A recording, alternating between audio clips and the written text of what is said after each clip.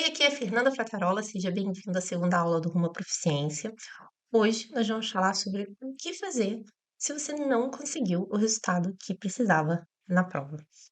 E eu decidi abordar esse tema porque não é incomum eu receber mensagens no Instagram ou por e-mail de pessoas que fizeram a prova duas, três, quatro, cinco, seis vezes e não conseguiram o resultado que precisavam.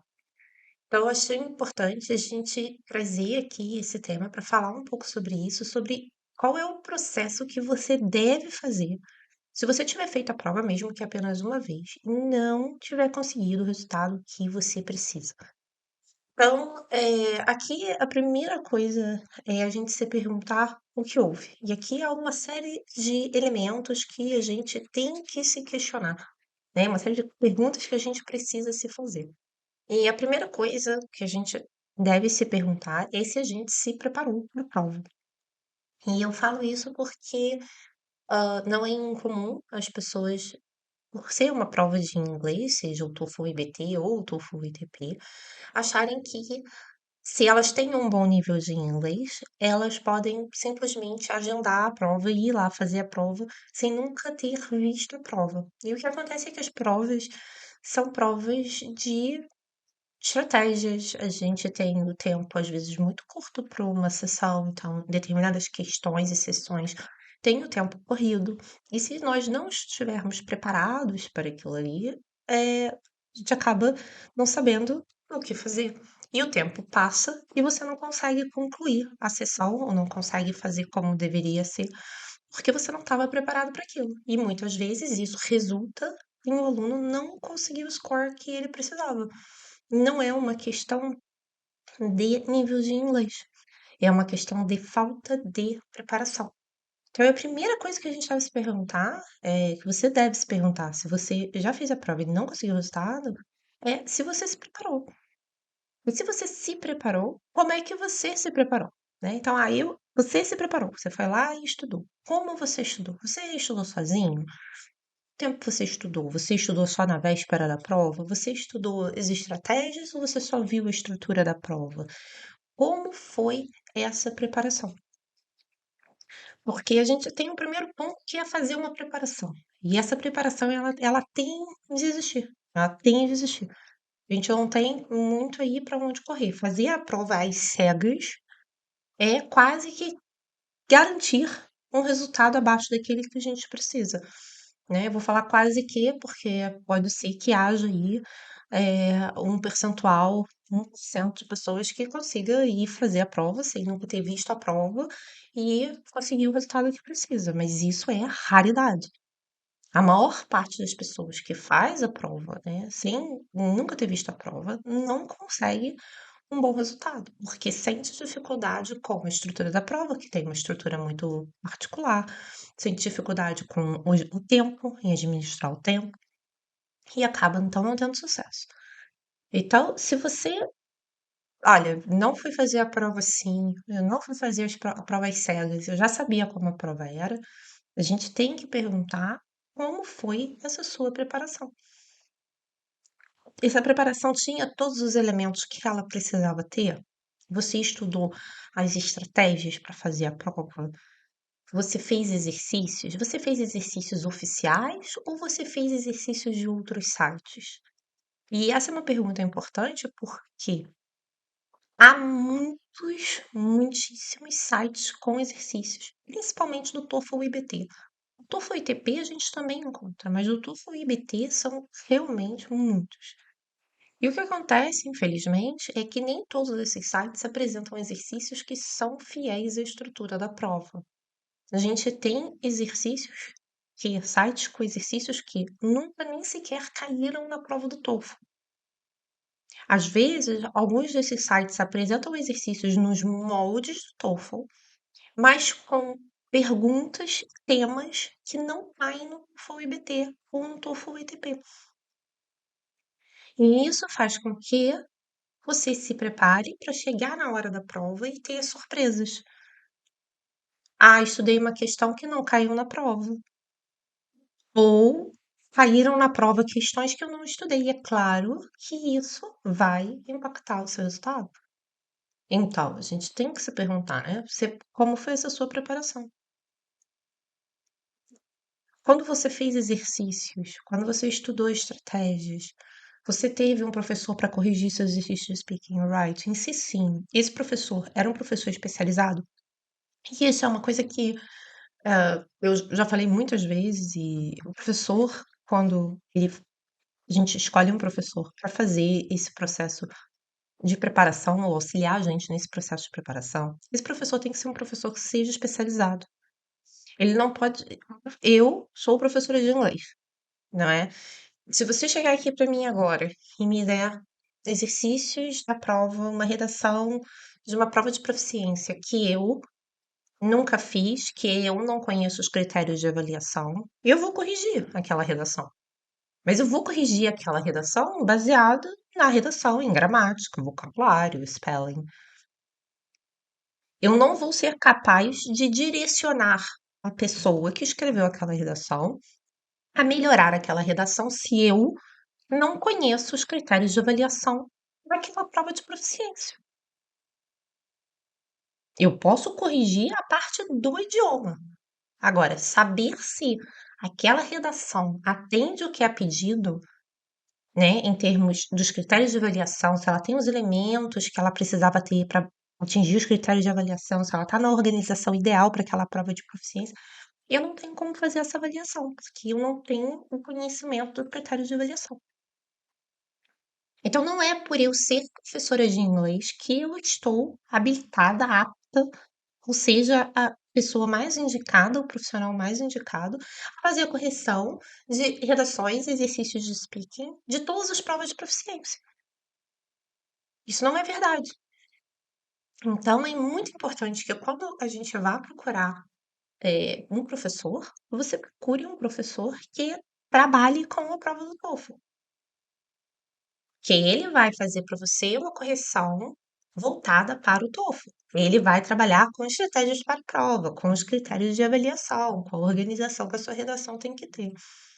E a mesma coisa para os exercícios de speaking, a mesma coisa para as estratégias do TOEFL e TP, a mesma coisa para as estratégias da sessão de reading e listening do TOEFL e BT. Se o professor não conhece a dinâmica dos áudios que tocam na sessão do listening, se ele não conhece a dinâmica e a estrutura da sessão do reading, se ele não conhece ali a prova, ele não sabe como é que você vai fazer exatamente quais são as estratégias que você vai usar para que você consiga responder todas as questões dentro do curto período de tempo que você tem. Então é crucial, isso é crucial.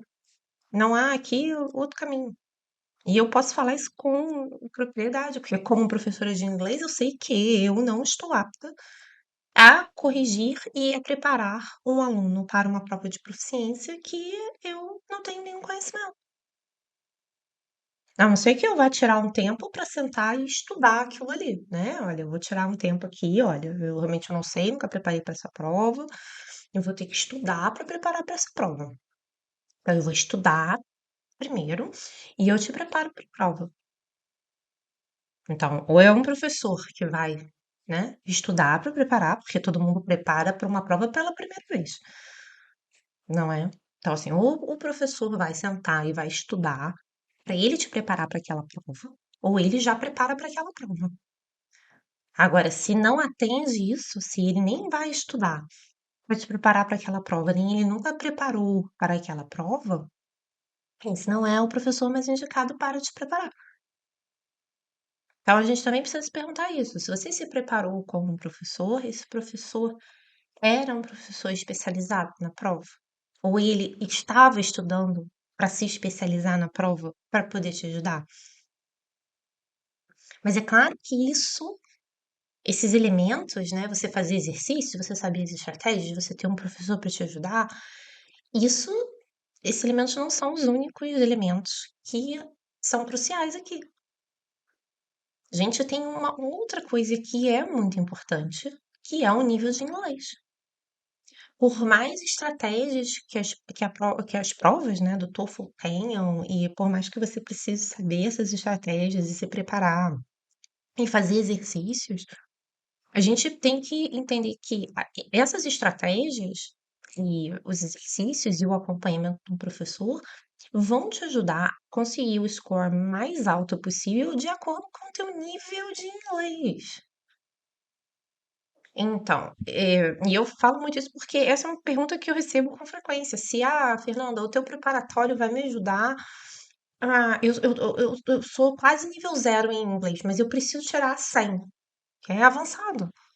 O teu preparatório vai me ajudar a conseguir essa nota? Não vai, não vai. Um preparatório, seja ele comigo, como você for se preparar, vai te ajudar. Um bom preparatório vai te ajudar a conseguir o score mais alto de acordo com o teu nível de inglês. Ele não vai tirar você do básico e botar você no nível avançado. Isso não vai acontecer. Para isso, você precisa fazer o quê? Um estudo do idioma. Essa é uma das coisas assim, tão importantes quanto saber se você se preparou e se preparou do melhor jeito possível, é saber a questão da compatibilidade do nível de inglês.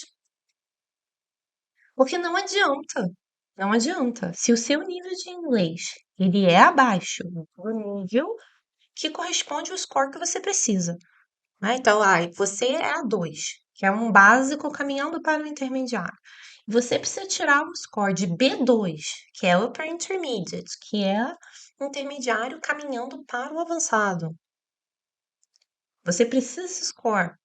O seu primeiro passo é focar no nível de inglês. O que acontece muitas vezes é que a pessoa faz a prova diversas vezes, num espaço curtíssimo de tempo. E o resultado fica sempre ali o mesmo. Sempre. Por que que o resultado fica sempre o mesmo? Então, a pessoa precisa tirar 100. Ela fez a primeira prova, tirou 68. Aí ela já marcou outra prova na semana seguinte. Mas em uma semana, esse score dificilmente vai pular de 68 para 100. A única chance que a gente tem aqui é se a pessoa tiver tido um problema técnico no dia da prova. Problemas técnicos acontecem, né? Então a pessoa estava fazendo a prova e aí na sessão do listening, o fone de ouvido ficou mudo. Ficou mudo. Ou você estava fazendo a prova em casa e o seu áudio, o seu som ficou mudo. Ficou mudo, você perdeu mais da metade da sessão do listening, aquilo te desestabilizou, você ficou nervoso.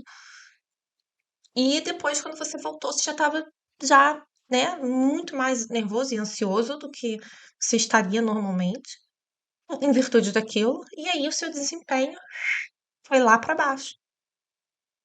Mas porque você teve um problema técnico que te desestabilizou, porque você perdeu uma parte da prova e aquilo não volta, né? Então, exceto nesses casos que acontecem, em uma semana, o seu score não vai pular de 60 para 100. Não vai.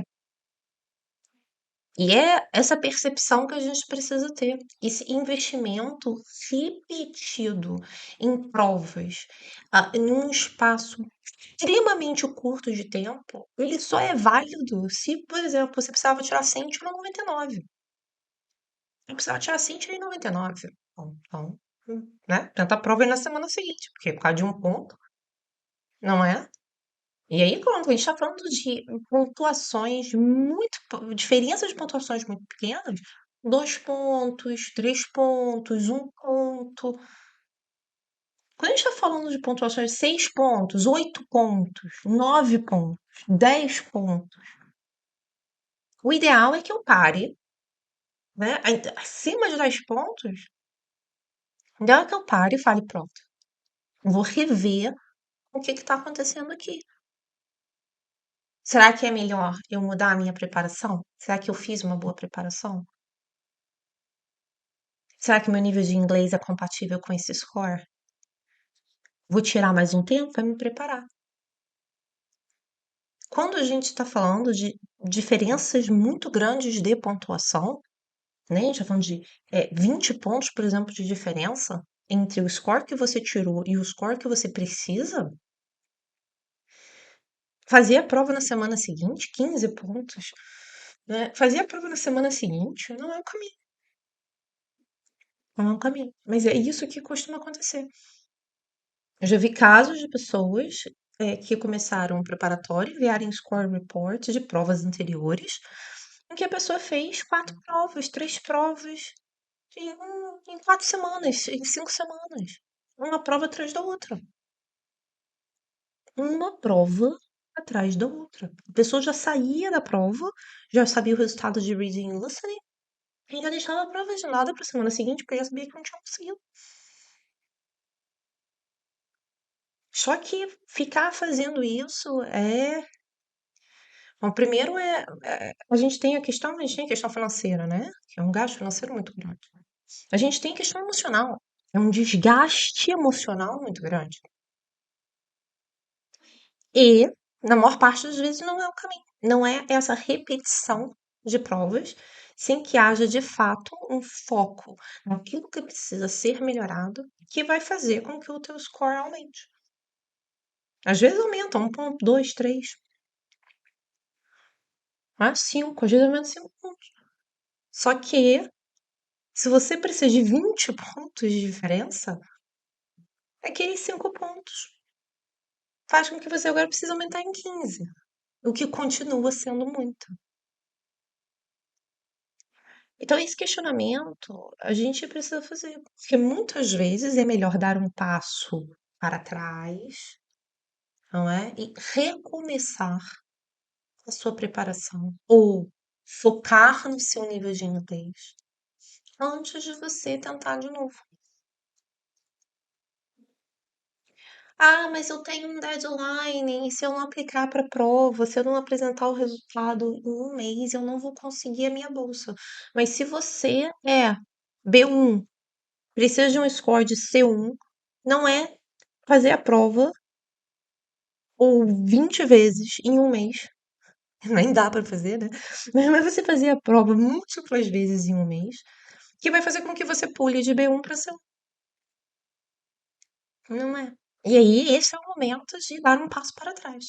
E reconhecer que é dando esse passo para trás que você depois pode dar 2 passos à frente. Esse processo, ele é importante. Essa análise, né? Essa autorreflexão, ela é muito importante, porque é através dela que você consegue traçar o melhor caminho para você. Se o seu nível de inglês ele tá abaixo, causa tudo. E o seu foco ele é exclusivo no inglês. Exclusivo, não é mais o TOEFL. O TOEFL é depois. Primeiro, você tem que chegar naquele nível de inglês que você precisa. Se o resultado que você precisa é B2 e você é A2, o teu foco é primeiro chegar em B2. O seu foco é esse. Você tem que chegar no B2 e aí você começa a fazer a sua preparação. Por quê?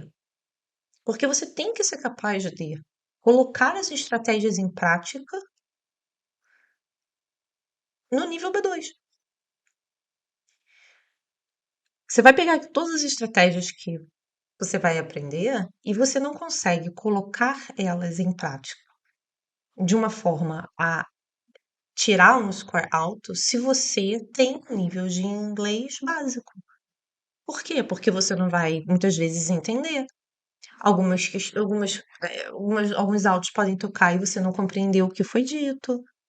Porque você não vai conseguir escrever uma redação da mesma forma que uma pessoa no nível B2 conseguiria. Vão haver mais erros de gramática, talvez erros de clareza. E isso é uma realidade, isso é um fato. Isso é um fato. Então esse foco, ele é muito importante. Foca no inglês e depois você retoma a sua preparação para a prova. A gente tem que ter em mente que uma vez que o teu nível de inglês é compatível com o score que você precisa, a sua preparação ela é rápida. Rápida. Você se prepara em 3 semanas, 4 semanas. Você está preparado para a prova. Mas para isso, o teu nível de inglês tem que ser compatível com o score que você precisa. Não há outro caminho que. Então, esse processo, gente, isso tem que ser feito. Eu botei aqui, né? A identificação do problema é o primeiro passo a ser dado, a gente tem que identificar, saber onde melhorar para você alcançar o score que você precisa, e uma vez que os motivos forem identificados, você vai traçar um plano, você tem que traçar um plano. Você tem que traçar um plano. Olha, eu fiz a prova, o que que eu senti? Eu não consegui o score. O que que eu senti quando estava fazendo a prova? Eu senti dificuldade em quê? Não entendi vários áudios que tocaram na prova. Vários. Eu ouvi os áudios e não tinha ideia. Mas eu não tinha ideia porque eu nem entendia o que era dito. Eu não tinha, no sentido de não entendia as palavras, né? Ou eu não entendia porque eu até entendia as palavras. Embora eu não soubesse o significado delas, eu entendia as palavras. Eu não sabia o significado delas. Ou eu não conseguia nem identificar a palavra que estava sendo dita. O que aconteceu? Se eu identifico isso, eu sei que pronto, eu tenho um problema de listening e eu tenho que tratar esse problema. Eu tenho que encontrar, então, uma forma de melhorar o meu listening. E aí você vai focar, então, nisso. Ah, meu problema foi no reading. Ou não, eu tive um problema de uma forma geral. A minha dificuldade foi não entender. De uma forma geral. Várias frases foram ditas, frases que estavam escritas, e eu tive muita dificuldade. Será então que é uma questão de nível de inglês? Será que é uma questão de preparação? Se eu sei isso, eu traço. Olha, eu sei que meu problema foi nível de inglês. Então, meu foco é nível de inglês. Eu sei que eu tenho nível de inglês, mas eu não sabia o que fazer ou como fazer na prova. Não sabia, fiquei muito perdida. Acho que eu consigo. Fiz o teste de nivelamento. O meu nível de inglês é compatível com o score que eu preciso. Talvez seja o momento, então, de você fazer uma preparação especializada. Ao invés de se preparar sozinho, fazer uma preparação direcionada. Ter um professor especializado para te ajudar. Mas você só pode traçar esses planos se você faz essa reflexão. Posso focar naquilo que eu preciso melhorar se eu sei o que eu preciso melhorar. Se eu não sei o que eu preciso melhorar, como é que eu vou focar?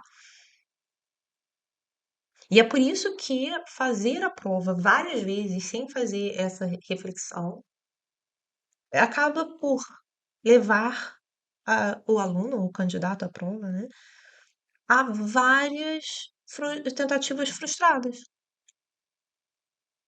E eu volto a reforçar, eu não tô falando aqui de quem precisou ficar faltando um ponto. Um ponto não. Um ponto, vai lá. Um ponto, estuda uma semana de forma intensiva para a prova, vai lá e faz de novo, porque um ponto eu não vou falar para você dar um passo para trás, vou falar para você push forward, né? Continua. Vai que você consegue. Mas eu não tô falando desses casos aqui. Aqui eu tô falando dos casos onde a gente tem diferenças de score que são significativas. Não é? A gente tem 8 pontos de diferença. 8 pontos já é uma coisa. 8 pontos já é uma coisa. Pode ser 8 pontos, dependendo de onde, de qual for o score, esses 8 pontos. Pode ser a diferença entre você ser B1 e B2. Esses 8 pontos podem ser simplesmente em virtude da preparação ou da falta de preparação. Então, aí a gente pode ter nível de inglês, falta de preparação. Agora, quando a gente tem scores maiores, né? A gente tem 20 pontos, 25 pontos, 30 pontos. É nível de inglês. Isso é nível de inglês. Porque mesmo que a preparação ela vá te ajudar e vai te ajudar a aumentar esse score, dificilmente a preparação vai dar conta desses 30 pontos. Porque esses 30 pontos indicam uma diferença grande de nível de inglês. Volto a reforçar que, claro, isso não é verdade se a gente está falando de problemas técnicos que você teve no dia da prova, ou mesmo um problema de saúde, foi fazer a prova, mas estava com febre, eu estava passando muito mal e não conseguia prestar atenção em nada, e claro, esse caso é um caso à parte. Isso é um caso à parte. De qualquer forma, se tendo dúvidas, eu vou deixar aqui na descrição do vídeo a minha sugestão de um teste de nivelamento. São dois testes, é um teste de gramática e vocabulário e é um teste de listening. Faz os testes, vê o teu resultado, né? E se você tiver qualquer dúvida, se o resultado que você tirou é compatível com o score que você precisa, é só deixar aqui nos comentários que eu depois te digo se é ou se não é compatível. Muitas vezes vem especificado, alguns editais especificam, algumas universidades especificam, né? Que o score pedido equivale a C1, a B2. Pronto. Mas se você não tiver e não souber, aqui, que nível de inglês equivale ao score que você precisa, é só deixar aqui nos comentários que eu te digo.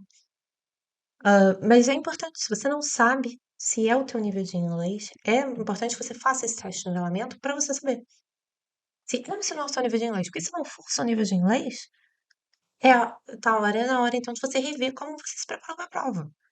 Se for o teu nível de inglês, tá na hora então de você focar no teu nível de inglês. Ao invés de fazer múltiplos investimentos na prova. Outra coisa que eu mencionei aqui anteriormente é a questão do problema técnico.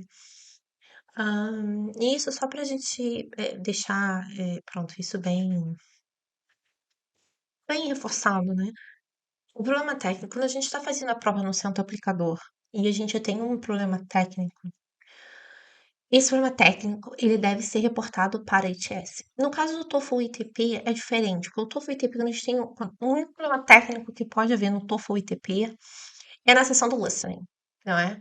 E esse problema técnico, quando acontece ali na sessão do listening, o próprio fiscal da prova vai ali, conserta, volta, toca de novo, e é diferente. No TOEFL IBT, isso não acontece. Por quê? O fiscal da prova não pode fazer nada. Então, se você está lá no centro aplicador e está fazendo a tua prova, e você perdeu um pedaço da sessão do listening, porque o áudio ficou mudo, né? Ou porque você estava na sessão do speaking, mas estava ouvindo o áudio da sessão do speaking, ou estava ouvindo o áudio da redação integrada e ficou mudo. O fiscal de prova não pode fazer nada. Ele vai ali tentar resolver o teu problema de imediato, né? Que é fazer com que você escute novamente, que toque novamente aquilo que. Toque novamente no sentido de que você volte a ouvir aquilo que está sendo tocado. Ele não pode voltar o áudio. Ele não pode. Ou seja, aquele áudio você perdeu. Perdeu, ele foi embora. Ele não vai voltar. Esse problema técnico, ele tem que ser reportado no mesmo dia. No mesmo dia. Se você não reporta esse problema técnico, você vai receber o seu score de prova da prova normal, mesmo você sabendo que você foi prejudicado. Quando a gente reporta o problema no mesmo dia, e isso é importante que você avise ao centro aplicador, olha, eu vou reportar que o meu áudio, que o som parou de tocar e eu perdi um pedaço da prova. Eu vou reportar que o meu teclado parou de funcionar e quando o meu teclado voltou a funcionar, eu já tinha perdido metade do tempo de produção da redação. Então, eu não consegui terminar a redação por causa disso. Seja lá qual for o problema, técnico, isso é importante. Isso é problema técnico. Você avisa o centro aplicador que você vai reportar e você pede que eles reportem também. Eu peço que vocês reportem também, por favor, que houve um problema técnico. Você vai e você reporta para a ETS que você teve um problema técnico. Na maior parte das vezes, não é sempre, mas na maior parte das vezes, a ITS vai te dar duas opções, que é receber o score daquela prova de qualquer forma, ou não ter o score daquela prova, mas ganhar um voucher para fazer a prova novamente. E aí fica a teu critério. Se você acha que o problema técnico foi o suficiente para que você não alcançasse o score que você precisa, ou se você acha que você tem chances de ter conseguido o score. Porque no final a gente vê o score das sessões de reading e listening. E dependendo do score que você precise, pelo score da sessão de reading e listening, você já tem uma ideia se você tem ou não tem chance de ter conseguido aquele score. Então, pronto, e aí cabe a você essa decisão. Mas então é importante que a gente reporte o problema técnico. Porque às vezes o problema técnico, quando ele não é reportado, mas a gente sabe que ele aconteceu, ele às vezes é um dos motivos para o aluno não conseguir o score, né? Teve um problema técnico, perdeu, e aí desestabiliza, obviamente, né?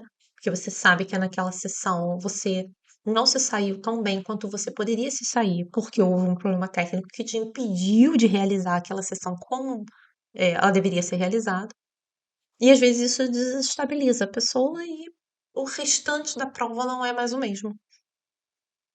Então, é sempre importante a gente ter isso em mente. Agora, esse processo, gente, de reflexão do que levou a gente a não conseguir o score é muito importante, que é só a parte dele que a gente sabe o que fazer.